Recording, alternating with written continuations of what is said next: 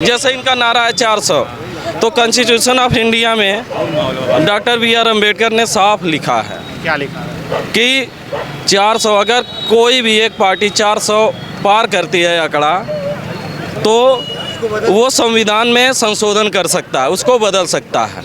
तो हमें संविधान बचाना, क्योंकि संविधान है तो हम लोग हैं। संविधान क्या है? संविधान कॉन्स्टिट्यूशन ऑफ इंडिया, जिसपे कितने पन्नों का संविधान है? कितने पन्नों का संविधान है? क्या कितने पन्नों का संविधान है? कितने पन्नों का है? हाँ। ये तो डिफरेंट नहीं पता है। संविधान कैसे बदला जाता है, मतलब कि किस तरीके से क्या क्या बदला जाता है संविधान में? संविधान में पहली बार कब बदला गया था? पहली बार संविधान कब बदला गया था? पहली बार संविधान हाँ। संविधान जब 1947 में हमारा देश आज़ाद हुआ, 26 जनवरी 1950 को कॉन्स्टिट्यूशन ऑफ इंडिया बन के लागू हुआ, तो 1952 में चुनाव हुआ। ठीक है। 1952 के बाद जब जब ज़रूरत पड़ी तो केवल उसके मूलभूत ढांचे में नहीं परिवर्तन हुआ। जैसे पहली बार संविधान में बदलाव किसने किया? पहली बार संविधान में जो उस तत्कालीन कांग्रेस सरकार थी वही, हाँ, तत्कालीन जो सरकारें रहीं वही करेंगी, जो सरकारें हैं वही करेंगी। पंडित नेहरू जी ने पहली बार संविधान में बदलाव किया, ठीक है। हाँ। और आप कह रहे हैं कि संविधान में अगर 400 पार आ गई तो मतलब कि संविधान में बदलाव कर देगी। मोदी 10 सालों से रही सरकार, हाँ। एक भी चीज़ संविधान में बदलाव हुआ क्या? आप जो जिस इंडिया गठबंधन की बात कर रहे हैं वो संविधान में कांग्रेस पार्टी सबसे पहली बार बदलाव कर चुकी है। देखिए, बदलाव तो संविधान बदलने वाली तो कांग्रेस ने किया ना। कहाँ किया? अरे सबसे पहले संविधान में बदलाव संशोधन पंडित नेहरू ने किया था। आप लोग मीडिया के लोग हैं, सच को वो तो ये भी कहते हैं 1952 में ही अगर सरदार वल्लभ भाई पटेल को ही प्रधानमंत्री बना देते, अरे जब भैया, वो पहले ही चले गए। अरे भैया, आपका क्या नाम है? आपका क्या नाम है? मेरा नाम सत्यार्थ प्रकाश मौर्य। अच्छा मौर्य जी, अब जो लिखा हुआ है उसको हम थोड़ी बदलेंगे। उस समय तो हम पैदा भी नहीं हुए थे, जो हमने पढ़ा वही तो बताएंगे। उस समय हमने संविधान दोबारा कब बदला गया है, जरा बताइए। पंडित नेहरू जी ने बदला था। कब बदला था? कब बदला था? पंडित नेहरू जी ने जब कब बदला था बताइए। अरे लागू होने के बाद बदला था, जब उसके ऊपर आप पंडित नेहरू जी के खिलाफ मैगजीन में सुनिए। 52 बताया, 51 में हुआ है। मैंने 52-51 का नाम नहीं लिया, मैंने 52 बोला है। मैंने नहीं मैंने कहा कि अरे मैंने नहीं नाम लिया, सुनो। अच्छा, संविधान लागू कब हुआ है सुनिए बताइए। सुनिए तो हाँ। जब चलिए आप बताओ। संविधान जब लागू हुआ, उसके बाद जब पंडित नेहरू जी के खिलाफ मैगजीनों में, कुछ मैगजीन में खबरें छपी, तो उसके बाद संविधान में पंडित नेहरू जी ने उस संविधान को बदलने का वो वहाँ पे वो किया था ना। तो पढ़ाई कीजिए। और पढ़ाई हम करके ही बता रहे हैं ना, ऐसे तो। क्या क्वालिफिकेशन है आपकी? अरे हमारी क्वालिफिकेशन अब अच्छा बताइए। हमने मीडिया का कोर्स कर रखा है। क्या मास कम्युनिकेशन क्या? आप बताइए, गलत जवाब दे। किसने बदला था संविधान जी, किसने पहली बार बदला था? 1951 में पहला आया था, हाँ। ठीक है। हाँ। और दूसरी बार आया था लाल बहादुर शास्त्री नहीं थे। अच्छा, हाँ। बदलाव किसने किया था सबसे पहली बार? क्या बदला गया था?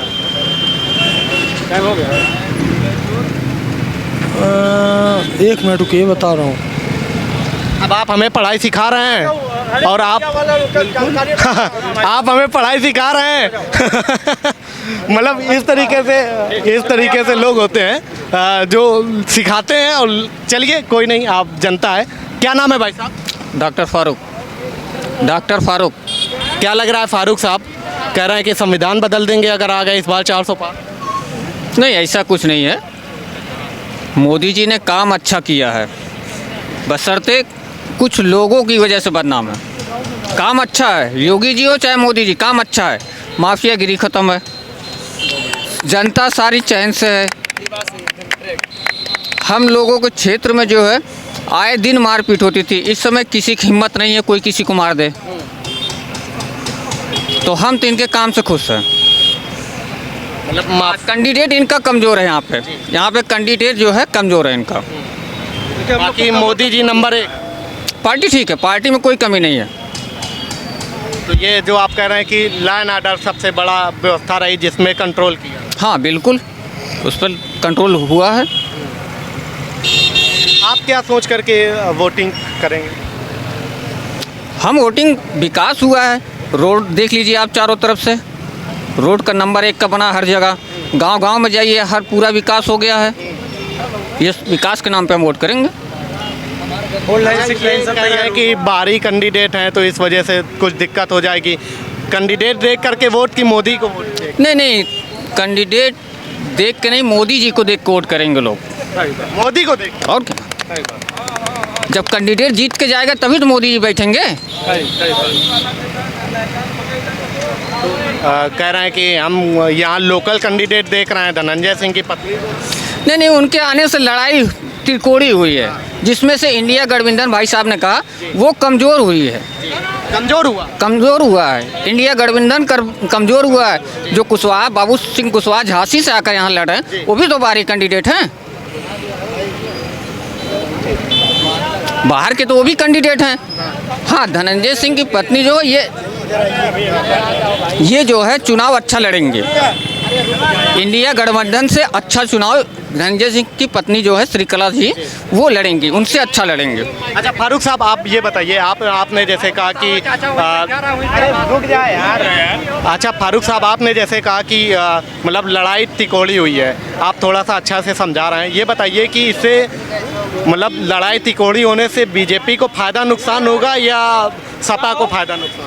नहीं, कोई नुकसान बीजेपी को नहीं होगा, क्योंकि धनंजय सिंह की वाइफ जो हैं ये अपना पर्सनल वोट इनका जो है वही है, बसपा का वोट बहुत ज़्यादा नहीं है, और बीजेपी का जो वोट है उससे सारे वर्ग के लोग जुड़े हैं।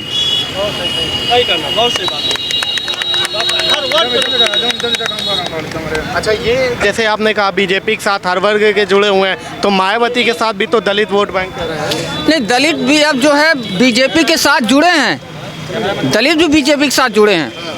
ये मत कहिए कि मायावती का वोट बैंक वो नहीं है, अब कोई किसी का वोट बैंक नहीं है। नहीं, ऐसा नहीं है, दलित कोई भी नहीं देगा, बीजेपी तो करता ही नहीं। नहीं, ऐसा नहीं है, आप भी दलित ही हैं, ऐसा भले हैं, ऐसा ये कहें कि आप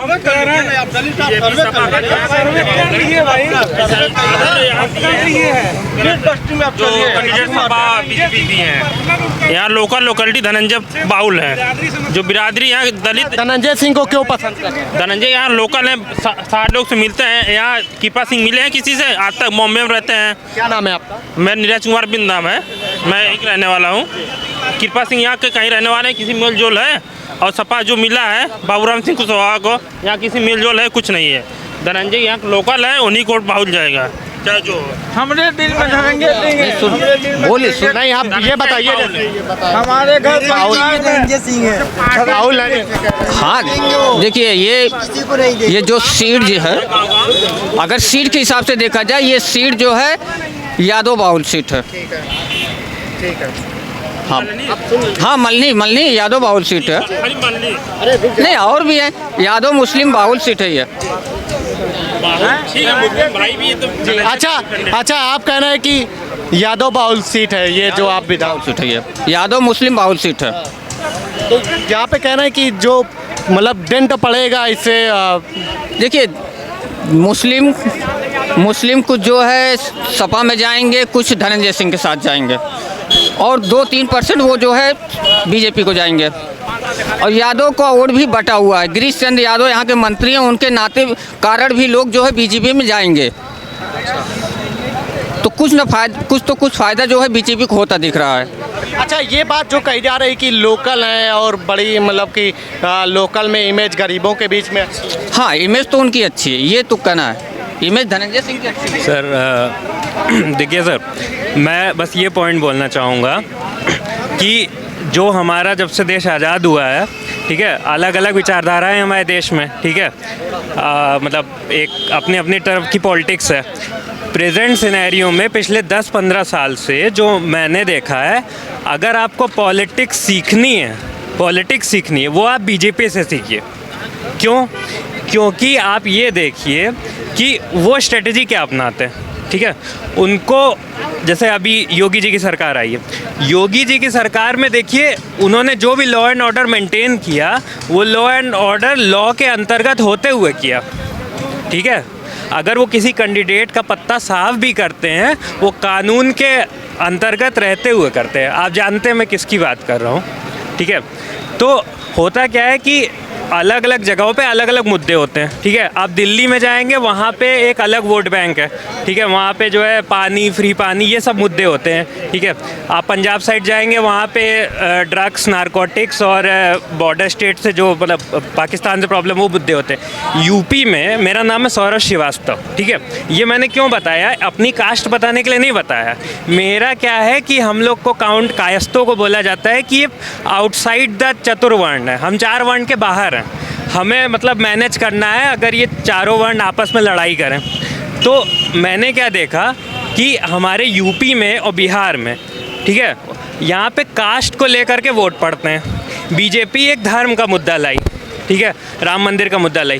तो अब दूसरे जो पार्टीज़ हैं अपोजिशन, उन्होंने कहा कि भाई एक हिंदूवादी पॉलिटिक्स होगी जहाँ पे दूसरे आइडियोलॉजीज़ को दबाया जाएगा, ठीक है। तो 19-20 वो होता होगा, लेकिन लॉ, एक हमारा देश जो है वो संविधान से बंधा हुआ है, ठीक है, लॉ ऑफ द लैंड से। तो बना नहीं, अब संविधान से चल रहा है जी, संविधान से बंद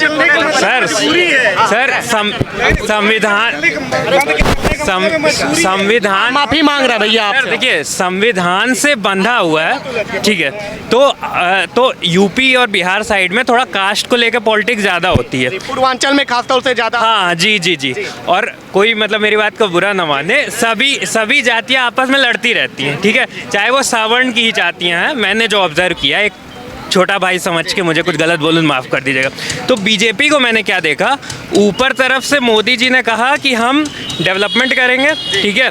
क्यों? क्योंकि एक स्वामी विवेकानंद जी ने एक बात कही थी, ठीक है। उन्होंने कहा था कि एक टाइम आता है जब बुद्धि वाले राज करते हैं, एक टाइम आता है जब बाहुबल वाले राज करते हैं, एक टाइम आता है जब कैपिटलिज्म राज कर, मतलब मनी माइंडेड लोग राज करते हैं। इस समय जो पूरा देश है वो सोशल मीडिया और कैपिटलिज्म की तरफ है, ठीक है। तो ऊपर से मोदी जी ने ये मुद्दा रखा। यहाँ पे यूपी में थोड़ा लॉ एंड ऑर्डर की सिचुएशन थी, ठीक है, तो योगी जी ने थोड़ा टाइट कर दिया मेरे हिसाब से। तो उस भाई वो एक पॉजिटिव प्लस जाएगा ही। बढ़िया है ये। देखिए, बढ़िया है, बिल्कुल बढ़िया है, बिल्कुल अगर वो सबके लिए समान हो, ठीक है, चाहे वो किसी के लिए हो, मतलब वो एंटी मुस्लिम नहीं होना चाहिए, वो एंटी किसी दूसरे कास्ट का नहीं होना चाहिए, जैसा मतलब बीजेपी का एक लोग बना देते हैं कि भाई हिंदूवादी है। लेकिन लॉ एंड ऑर्डर मेरी नज़र में एक नॉर्मल सिटीजन ऑफ इंडिया में योगी जी ने लॉ एंड ऑर्डर अच्छा मेंटेन किया है सर, ये मेरा है। तो पूर्वांचल में तो लॉ एंड ऑर्डर को लेकर के बहुत बातें की जाती थी उस समय पे, मतलब 14 से पहले, 17 से पहले। जी सर। तो लॉ एंड ऑर्डर सबसे बड़ा मुद्दा पूर्वांचल के लिए रहता था पहले। हाँ सर, मुद्दा तो आज भी है, ठीक है। हम लोग नॉर्थ इंडियंस है। नॉर्थ इंडियंस में क्या होता है, थोड़ा गर्म खून होता है। क्यों गर्म खून होता है, मतलब मैं किसी साउथ इंडियन को कम नहीं बोल रहा। हम लोग समुद्र से घिरे नहीं हैं, हम लोग लैंड साइड से घिरे। हम लोग पे अक्सर आक्रमण हुए हैं, ठीक है। हम लोग पे मतलब दूसरे आक्रांताओं ने आक्रमण किया है। सिर्फ मैं मुस्लिम्स को नहीं कह रहा, मुस्लिम इन्वेडर्स। जब यहाँ पे मुस्लिमों का राज, मतलब मुगलों का राज था, तो भी अब्दाली से आक्रमण हो रहा ऐसे करके। तो इसलिए मतलब हम लोगों की जो सर यहाँ पे जो डेमोग्राफी है वो कास्ट बेस्ड और लॉ एंड ऑर्डर हमेशा रहेगा। अच्छा, कास्ट बेस्ड आपने बात की, तो जौनपुर में कास्ट बेस्ड पॉलिटिक्स किसके साथ फिट बैठ रही है? सर यहाँ मैंने जो देखा है, मैं बहुत ज़्यादा तो कमल वाला निशान चल रहा है। बाहुल्य किसका है यहाँ पे, ज़्यादा जनसंख्या किसकी है? बीजेपी ने गिरीश अंकल को क्यों वोट दिया? नहीं मतलब जब एमएलए वाला था तो योगी जी ने, तो हमारे जौनपुर में मतलब यादवों की जनसंख्या है, अच्छी खासी जनसंख्या है। बीजेपी ने उन्हें अपने साइड मिला लिया, उस वजह से जीत गए। उसके बाद सर जो आपने क्वेश्चन पूछा सर, इस बार किसके साथ मतलब कि फिट बैठ रहा है जाति समीकरण? जाति समीकरण धनंजय सिंह सर बहुत अच्छा करने वाले थे, लेकिन थोड़ा सा आप मायावती के साथ जाने से गड़बड़ा गया क्या? नहीं, ऐसा कुछ नहीं है। मायावती जीत रहे हैं धनंजय सिंह। 1 लाख वोटों से जीत रहे हैं। धनंजय सिंह बहुत स्ट्रांग है, ठीक है, लेकिन सर बात ये है कि अंत में देखिएगा क्लीन स्वीप वो निकाल जाती है बीजेपी। बीएसपी इस बार मोदी के नाम मजबूत पड़ेगी जौनपुर। मोदी जी के नाम पे मैं अगर या काम पे काम पे देखिए सर हाँ, बोलो। धनंजय सिंह जी लोकल हैं, ठीक है, हमारे पड़ोस में ही रहते हैं, तो देखा जाए तो वोट व्यक्ति को उसे करना चाहिए जो आपका लोकल बंदा हो, कृपा। हाँ ठीक है, ये है। दूसरा जो जिनकी बात कर रहे हैं उनका घर तो मेरे से सट्टा घर में ये सर, तो वो हाँ, मैं तीनों ही अंकल लोग मेरे मतलब हैं अच्छे, लेकिन उनका क्या है कि वो थोड़ा सा बाहर रहते हैं, उनका वो है, लेकिन ऊपर से सर ऊपर लेवल पे बीजेपी की लीडरशिप इस समय शेर लीड कर रहा है। मतलब जैसे कहते हैं ना सर कि शेरों का झुंड हो भेड़ लीड करे, उससे अच्छा है कि शेर लीड करे भेड़ों के झुंड को। तो लीडरशिप ऊपर से स्ट्रांग है, योगी जी के नाम पे बीजेपी वोट पाएगी। और जो बीजेपी का जो लोकल कैंडिडेट हैं, थोड़ा सा देखिए मैं कहूँगा लोकल कैंडिडेट नहीं, योगी जी और मोदी के नाम पे master stroke sir, Yogi ji के।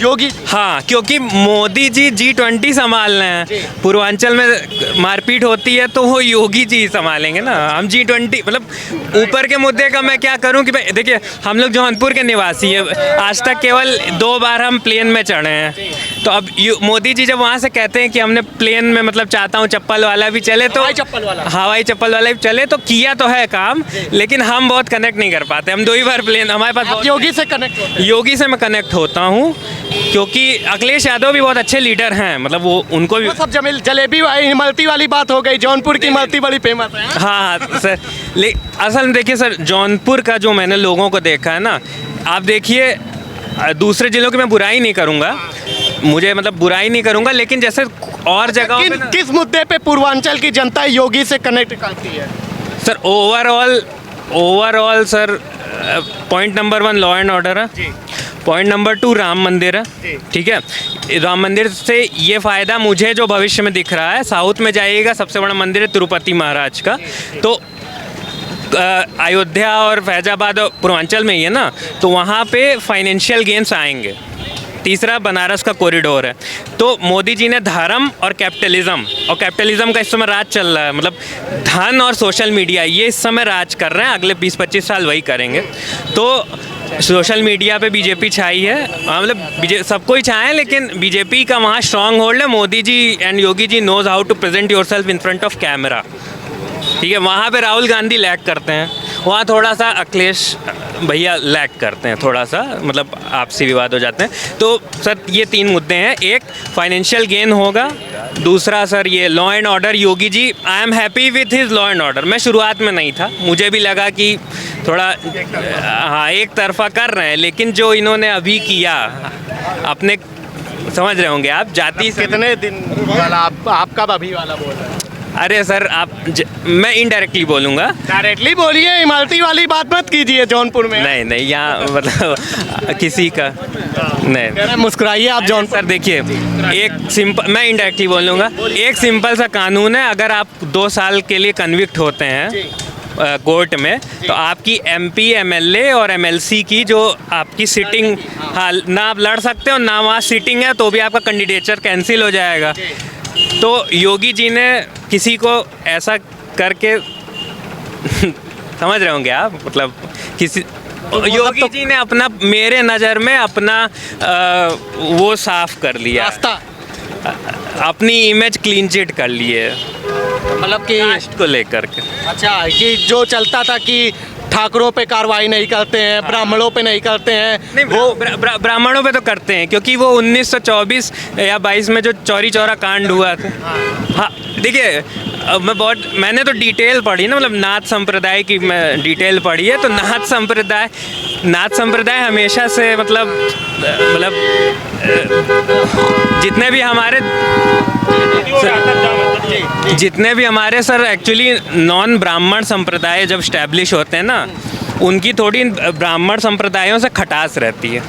ठीक है। तो नाथ संप्रदाय जहाँ से योगी जी आते हैं, माननीय हमारे मुख्यमंत्री जी, आप 1922 या 24 में भी उसकी हिस्ट्री उठा के देखेंगे ना, चौरी चौरा कांड में नाथ संप्रदाय के उस समय के जो महंत थे उन्होंने मतलब थोड़ा इंस्टिगेट किया था। Then happened that Chauri Chaura कांड, इसमें पहले अंग्रेज़ों के, हमारे ही भारतीय जो उसमें थे, अंग्रेज़ों के पुलिस में थे, उन्होंने एक व्यक्ति को गोली मारी थी। तो देन लोगों ने रिटेलिएशन में 22 पुलिस वाले जला दिए थे। करते क्या?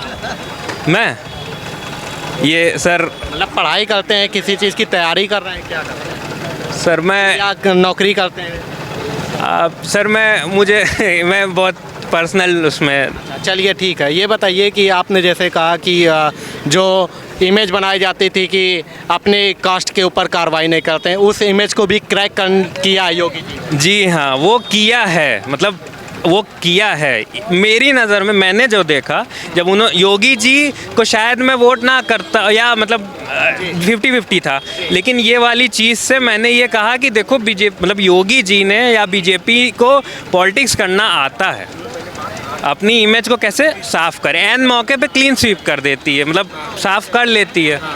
तो आप मुद्दा क्या उठाएंगे, मतलब वही सही बात है, मुद्दा क्या उठाएंगे।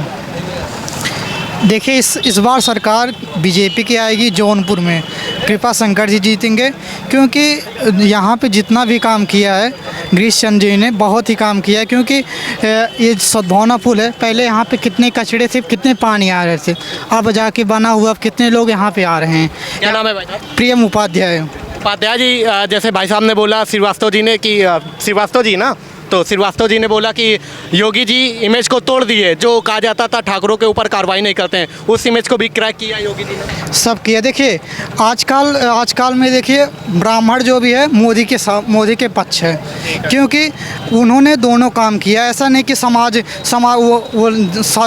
को जैसे कि एक वर्ग को लेके नहीं चले हैं। आप क्या करते हैं? मैं इलेक्ट्रिकल इंजीनियर हूँ, मैं पढ़ाई करता हूँ। नौकरी मिल गई? अभी नहीं है, अभी मेरा कंप्लीट हुआ है जस्ट अभी। तो उम्मीद है मिलेगी? क्यों नहीं मिलेगी सर? कह रहे हैं योगी मोदी जी आ गए तो नौकरी नहीं मिलेगी। ऐसी बात नहीं है। देखिए जो पढ़ाई करेगा सबको मिलेगी, जो पढ़ाई नहीं करेगा नहीं मिलेगा। अब जैसे अब कोई 10 पढ़ेगा, 12 पढ़ेगा, उसको अच्छे से नहीं करेगा तो कैसे मिलेगी आपको नौकरी? आप ये बताइए, आप जौनपुर के रहने वाले हैं, क्या सोच करके वोट करेंगे? सर देखिए विकास के मुद्दे पे मैं करूँगा, और ये जो जौनपुर में जो विकास हुआ है, और जैसे कि आगे चल के हमारे भविष्य में विकास हो, हमारे लिए, हमारे परिवार के लिए सब लोकल कैंडिडेट धनंजय सिंह की वाइफ, उनको सर टक्कर तो दोनों लोग की है, क्योंकि वो भी काम करते हैं, हर गरीब में जाते हैं, तो टक्कर दोनों लोग की है। ये मैं बता रहा हूँ, समाजवादी पार्टी यहाँ पे तो नहीं जीतेगी। समाजवादी नहीं जीतेगी, हार जाएगी पूरा। तो ये तमाम सारी जनता थी जो अपनी अपनी बात कर रही थी। इस वक्त जौनपुर के सद्भावना पुल के पास खड़े हुए थे, लोगों से बातचीत करने की कोशिश कर रहे थे। इस बार जनता का माहौल क्या है, जिस तरीके से मामला तिकोड़ी हो गया है, बसपा ने यहाँ से कैंडिडेट उतार दिया है, उसके बाद कहा जा रहा है जौनपुर की लड़ाई पूर्वांचल में सबसे हॉट हो चली है। फिलहाल अभी के लिए इतना ही।